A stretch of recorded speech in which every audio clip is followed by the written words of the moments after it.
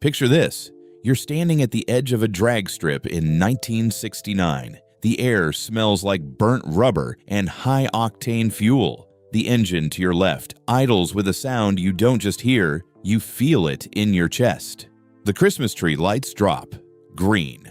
And just like that, physics becomes personal. The 1960s was a full-scale war between Ford, GM, and Chrysler, and the battlefield was the quarter mile. No computers, no traction control, just men with slide rules, stopwatches, and a competitive fire that bordered on obsession. Today, we're counting down the 10 fastest American muscle cars of the decade, ranked by quarter-mile performance. Hit subscribe right now, because if this intro got your pulse up, you haven't seen anything yet. Number 1 might just surprise you. Let's get into it. Number 10. 1966 Chevrolet Nova SS 396. We're opening this list with one of the most underestimated machines in muscle car history, the 1966 Chevrolet Nova SS 396. On the surface, the Nova didn't look like a threat. It was compact, relatively plain, and played second fiddle to the Chevelle and Camaro in Chevrolet's own lineup. Most people walked right past it on the dealer floor. That was a mistake. Under the hood sat a 396 cubic inch big block V8, producing 375 horsepower and 4 15-pound-feet of torque. Paired with a 3-speed manual and 3.55 rear gears, Hot Rod Magazine testers consistently pushed it through the quarter mile in the 13.8-second range. Fastest recorded run, 13.87 seconds at over 105 miles per hour. The Nova's secret weapon was weight, or rather the lack of it. The full-size Chevelle carrying the exact same engine was nearly 300 pounds heavier, less mass, same power. The result on the strip was devastating. It proved that in the 1960s muscle wars, you didn't need a famous nameplate to humble something that cost significantly more. The underdog had real teeth. Number 9. 1968 Ford Mustang 428 Cobra Jet. The Ford Mustang. The name alone triggers something in the American automotive DNA. But not all Mustangs are created equal. And in 1968, Ford built the version that silenced every doubter who thought a pony car couldn't run with the big dogs. Meet the 1968 Mustang 428 Cobra Jet. Ford introduced the 428 Cobra Jet engine specifically to compete against the heavy-hitting big block Camaros and Firebirds that had been dominating the streets and strips. Larger valve heads, a ram air induction system, and a functional hood scoop that meant business. Ford officially rated it at 335 horsepower, a number that was, to put it politely, a deliberate understatement. Real output was widely accepted to be north of 400 horsepower, with torque near 440 pound-feet. The reason for sandbagging? Insurance companies. Lower horsepower ratings meant lower premiums for buyers. Ford winked, the customer nodded, and together they left the actuaries completely in the dark. It was one of the quieter conspiracies in American automotive history, and it worked beautifully.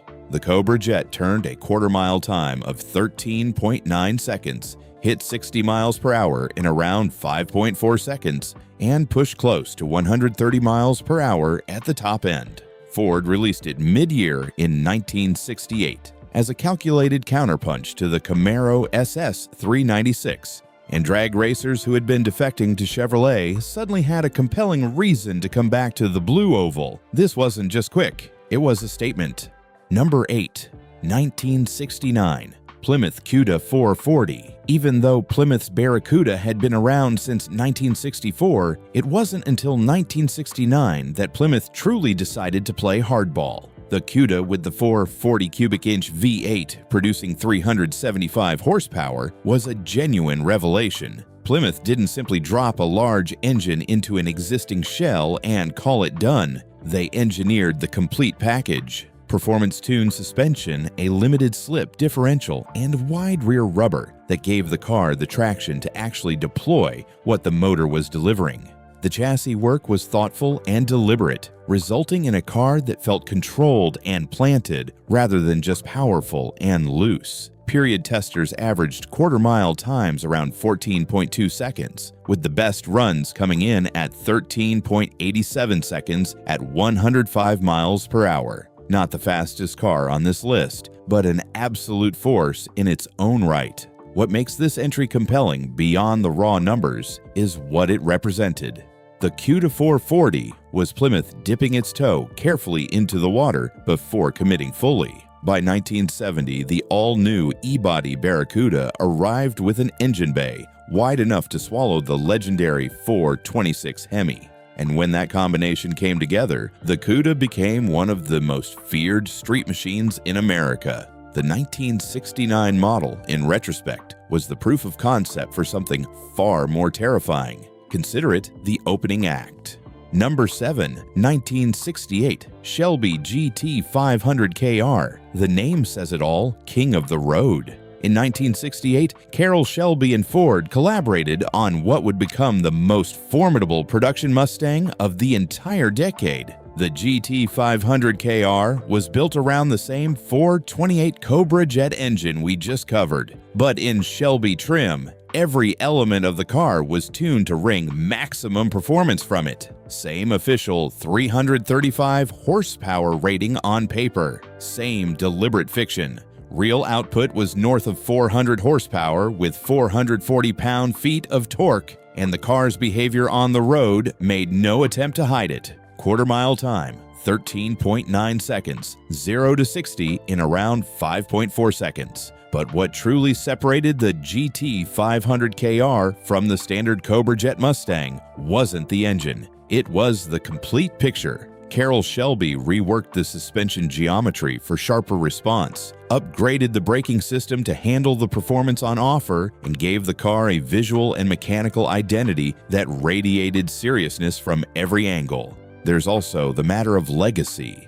The Shelby name in 1968 wasn't a marketing construct.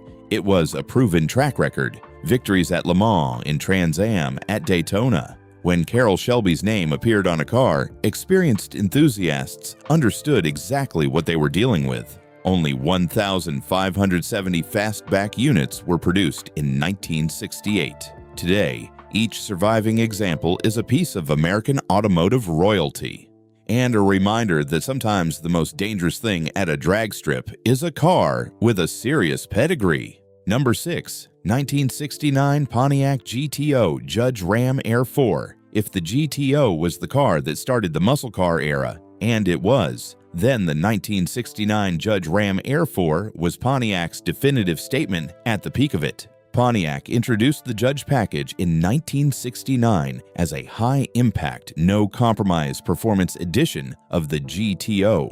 Bold graphics, a rear spoiler, and a standard Ram Air 3 engine out of the box. But the version we're talking about, the Ram Air 4, took things to a different level entirely. The 400 cubic inch V8, equipped with the Ram Air 4 setup, featured round port cylinder heads, a more aggressive camshaft, and free-flowing exhaust manifolds, all calibrated to extract maximum output. Pontiac officially rated it at 370 horsepower, but as was common in the era, that number was conservatively stated. Real-world output was widely accepted to be higher. On the quarter mile, the Ram Air 4 Judge consistently ran in the 13.8 to 14.0 second range in period testing, competitive with the best its class had to offer. More importantly, it delivered that performance wrapped in one of the most visually arresting packages of the decade. This was Pontiac playing the muscle car game at full volume, loud, fast, and completely committed. The Judge Ram Air 4 was everything a 1969 muscle car was supposed to be: purpose-built, street-legal, and impossible to ignore. Number 5. 1969 Ford Torino Cobra 428 Cobra Jet. Here's one that doesn't get nearly enough credit, and that's exactly what makes it worth talking about. The 1969 Ford Torino Cobra was Ford's entry into the intermediate muscle car battle, going head-to-head with the Chevelle SS and the Road Runner on both the street and the strip. Ford didn't come quietly. Under the hood of the Torino Cobra sat the 428 Cobra Jet engine, the same power plant that had already proven itself in the Mustang. producing real-world output well above the official 335 horsepower rating, with torque figures near 440 pound-feet. The same insurance-driven underrating that applied to the Mustang applied here too. What set the Torino Cobra apart from the Mustang version was the platform it rode on. The intermediate Torino body gave it more room, better weight distribution, and a presence on the road that the pony car couldn't match. In period quarter-mile testing, the Torino Cobra ran consistently in the 13.5 to 13.8 second range, some of the quickest numbers any Ford Intermediate produced in the decade. Car Life magazine, testing a Torino Cobra with the 428 Super Cobra Jet and drag pack option, recorded a quarter-mile run of 13.57 seconds at 106 miles per hour. Those are numbers that put it in direct competition with the best Mopar and GM had to offer that year. The Torino Cobra was Ford's proof that the intermediate muscle formula worked, and it worked extremely well. Number 4, 1969, Dodge Charger Daytona HEMI. You cannot have an honest conversation about the 1960s without talking about the Daytona. This car was so extreme, so comprehensively engineered for aerodynamic speed, that NASCAR eventually rewrote its rulebook specifically in response to it. A production car so dominant that the sport's governing body was forced to legislate it out of serious competition. Take a moment and consider what that actually means. The Daytona was born from an aerodynamic crisis on the superspeedways. Chrysler's engineers had identified a fundamental problem. The standard Charger's beautiful fastback roofline created aerodynamic lift at high speed. The nose would rise, stability deteriorated, and achievable top speed was limited as a result. The fix was anything but subtle. A pointed nose cone extending 18 inches ahead of the standard front body, a flushed rear window profile to smooth airflow across the cabin, and a rear wing that stood 23 inches above the trunk lid. Every single modification came from wind tunnel testing. This wasn't styling. This was applied science. Motivation came from the legendary 426 HEMI, 426 cubic inches of hemispherical combustion technology, and uncompromising torque. On the superspeedways, the Daytona became one of the first American production-based cars to exceed 200 miles per hour. On the quarter mile in street form, it ran 13.5 seconds. Only 503 HEMI-powered units were ever built. Today, the finest surviving examples sell for over $1 million at auction. This was Dodge at its most extreme, a car engineered not just to dominate competition, but to redefine what was considered possible. Number 3, 1968 Dodge Charger 426 HEMI. Before the Daytona arrived, before the wing and the nose cone and the aerodynamic engineering, this was the car you wanted if your goal was to be the fastest thing on any road in America.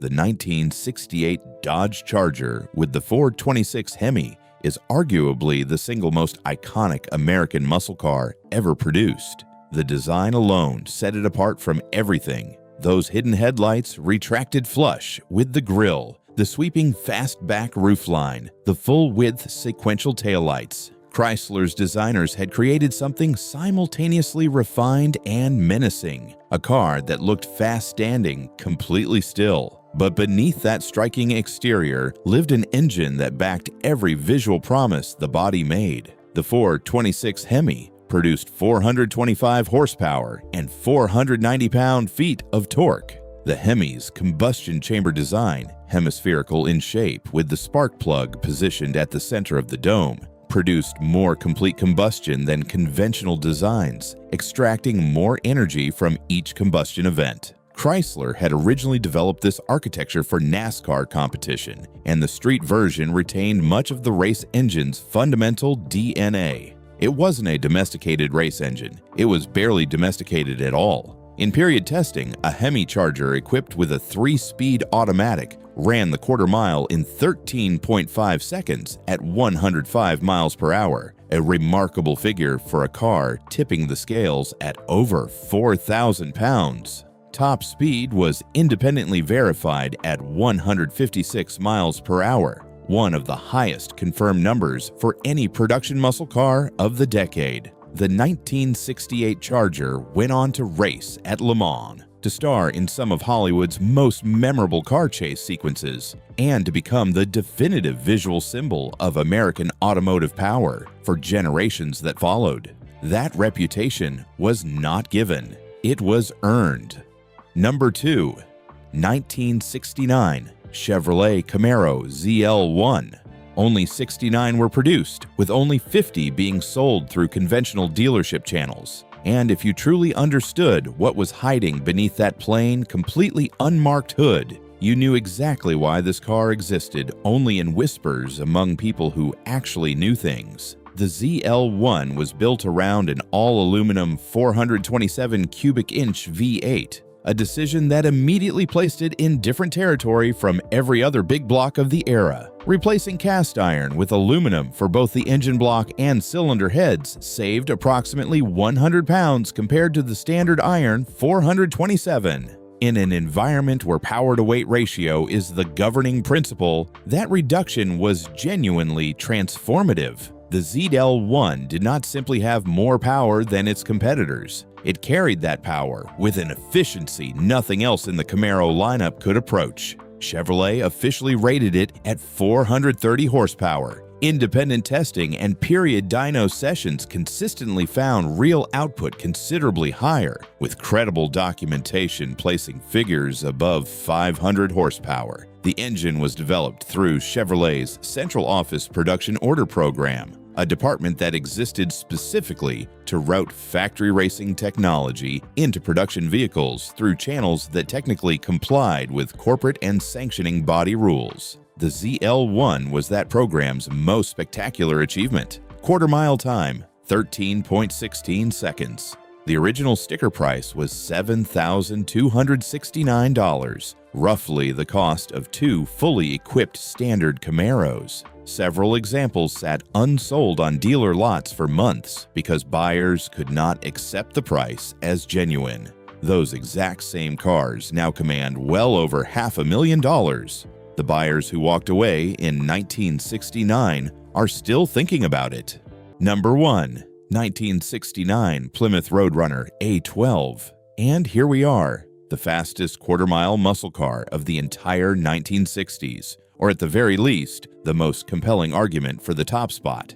And it may not be the car you were expecting. Not the Charger Daytona, not the Camaro ZL1. The car that makes the strongest case for the quickest stock muscle car of the 1960s is the 1969 Plymouth Road Runner A12. To understand why, you need to understand what the Road Runner was built to be. Plymouth introduced it in 1968 as a philosophy as much as an automobile, a stripped-down, deliberately no-frills performance machine for buyers who cared about exactly one thing: going as fast as possible for as little money as possible. No luxury options, no premium interior, no pretense whatsoever. Even the name came from a Looney Tunes cartoon character, complete with the officially licensed horn that made the sound. It was gloriously, unapologetically simple, and it worked on every level. But the A12 package took the Road Runner and converted it into something the automotive press was not fully prepared for. The A12 designation referred to the 440 cubic inch six-pack engine, 3 Holley 2-barrel carburetors mounted in line across a high-rise intake manifold, breathing through a lift-off fiberglass hood secured by 4 hood pins. Plymouth's engineers did not stop at the carburation setup. They raided the 426 HEMI parts catalog for critical internal components: flat-face hydraulic tappets, HEMI specification valve springs, and a forged steel crankshaft. The A12's 440 was, in engineering terms, a HEMI in nearly every meaningful way except the name on the valve covers. Official output was listed at 390 horsepower. Real-world testing consistently produced higher numbers, and the engine responded enthusiastically to even conservative tuning. But Plymouth was still not finished. The complete A12 package also included a 4.10-to-1 Dana 60 rear axle with sure grip limited slip differential, an uprated heavy-duty suspension calibrated for performance, and E6015 Goodyear polyglass tires on 15-inch rally wheels. The standard AM radio was removed from the base specification to eliminate unnecessary weight. The front sway bar was deleted to optimize weight transfer during acceleration. Every single component decision pointed in one direction: get through the quarter mile faster than anything else wearing a production vehicle designation. The result was quarter mile performance that placed it among the very fastest stock muscle cars the 1960s ever produced. In many period comparisons, the Road Runner A12 matched or edged the HEMI Charger and ran neck and neck with the Camaro ZL1 at a fraction of the cost of either. No famous badge, no celebrity engineering pedigree, no exotic price tag. Just cold, precise, purposeful engineering focused on a single objective and executed without compromise. The 1969 Plymouth Road Runner A12, one of the fastest and, without question, the greatest performance bargain ever assembled on an American factory floor. 10 cars, 10 stories, an era when engineers bent the rules, factories built race cars and called them street vehicles, and the only marketing tool that mattered was a number on a stopwatch. These machines are gone, but the legend isn't, and that's exactly why we're still talking about them. Now I want to hear from you.